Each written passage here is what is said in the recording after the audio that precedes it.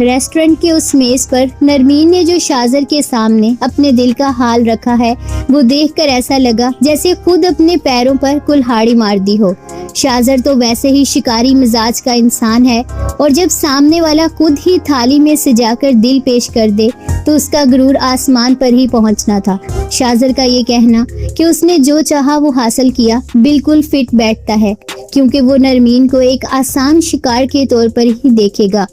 دوسری طرف شفا بیچاری اکیلے ہی اس گھر کے اندھیروں میں سچ بولنے کی غلطی کر بیٹھی۔ اس نے اپنی ساس کو بالکل ٹھیک مشورہ دیا تھا کہ نرمین کو اکیلے اس طرح باہر نہیں بھیجنا چاہیے تھا، لیکن سچی بات ہضم کرنا تو اس گھر کی پرانی عادت ہی نہیں ہے۔ ساس کا منہ بنا کر اٹھ کر چلے جانا اور پھر معاذ کا اپنی بیوی کو ہی گھر سے نکال کر عالیان کے پاس بھیجنے کا مشورہ دینا، یہ دکھاتا ہے کہ معاذ میں اتنی بھی غیرت یا عقل نہیں ہے کہ وہ اپنی بیوی کا ساتھ دے سکے۔ اگر معاذ اپنی ماں کے سامنے کھڑا ہو جاتا اور نرمین کی اس حرکت پر پردہ ڈالنے کی بجائے اس کی کلاس لیتا تو شاید شفا کو یوں ذلیل ہو کر گھر چھوڑ کر نہ جانا پڑتا،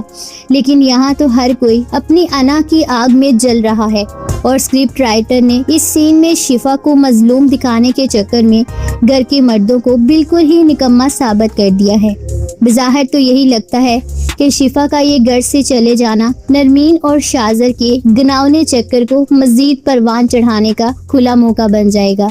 مجھے تو یہی لگتا ہے کہ معاذ کو اپنی غلطی کا احساس تب ہوگا جب پانی سر سے گزر چکا ہوگا اور شاذر اس خاندان کو تباہ کر کے سائڈ پر ہو جائے گا۔ کیا شفا کا عالیان کے گھر چلے جانا اس کے حق میں بہتر ثابت ہوگا، یا اس سے گھر کے باقی لوگ اس کے خلاف مزید کھل کر سامنے آ جائیں گے؟ اور کیا نرمین کو واقعی لگتا ہے کہ شاذر جیسا خود غرض انسان کبھی اس سے سچی شادی کرے گا، یا وہ صرف اس کے جذبات کے ساتھ کھیل رہا ہے؟